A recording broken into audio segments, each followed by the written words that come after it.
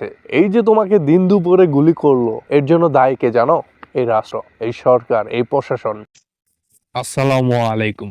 আমাদের হাদি ভাই এখন হাসপাতালে বেডে শুয়ে আছে। হাদি ভাই, তুমি কিন্তু রাজনীতি করছো দেশের জন্য, তাই না? দেশ তো তোমাকে কিছু দেবে না। কি দেবে বলো? তুমি এই রাষ্ট্রের কাছে কি পাওয়া? তুমি যখন গুলি খেয়ে হাসপাতালে বেডে শুয়ে আছো, তুমি একজন সাধারণ মানুষ, কিন্তু তুমি কি মনে করছো যে তোমার চিকিৎসা খুব ভালো হচ্ছে? এটা কি মনে করছো? তুমি রাজনীতি করছো জানি না কিসের জন্য, হয়তোবা দেশের জন্য, রাষ্ট্রের জন্য, দেশের মানুষের জন্য। এগুলো ভাই দুনিয়া, বুঝছো? এগুলো হচ্ছে দুনিয়া।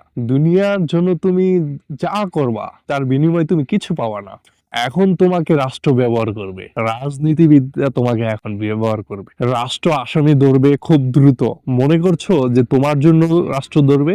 না, রাষ্ট্র, সরকার নিজেকে বাঁচানোর জন্য বা নিজের অপরাধ ঢাকার জন্য হয়তোবা তোমার আসামিদেরকে ধরবে, নিজের দোষ ঢাকার জন্য। আর নয়তো তোমাকে গুলি করছে এই দেশে দিন দুপুরে। কেন?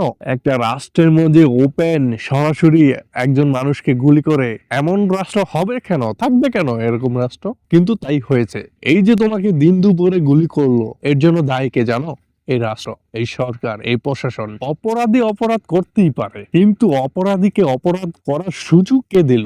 এর জন্য এই দায় কে নেবে? শুধু অপরাধী না, এই রাষ্ট্রকেও নিতে হবে, এই সরকারকেও নিতে হবে। আজ যদি দেশে আইনটা ভালো থাকতো, যদি এমন হতো যে অপরাধী খুন করা প্রমাণিত হওয়ার 1 সপ্তাহের মধ্যে খুনিকে আবার মৃত্যুদণ্ড দেওয়া হতো, তাহলে এরকম ভাবে তুমি দিন দুপুরে গুলি খাও না।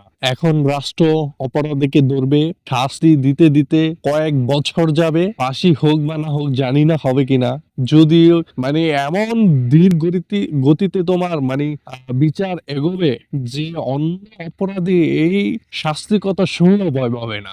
যদি রাষ্ট্রটা হতো, আমি অপরাধের শাস্তিটা যদি দ্রুত পেত, তাহলে কিন্তু আর দিন দুপুরে তুমি গুলি খাও না। সুতরাং এই রাষ্ট্রের জন্য তোমার পরিবারকে তুমি পিছনে ফেলে দিয়েছো। রাষ্ট্র তোমাকে এখন ব্যবহার করবে, বক্তৃতার মাঝে জননেতারা তোমাকে ব্যবহার করবে। এটাই বাংলাদেশ, এটাই বাংলাদেশের রাজনীতি।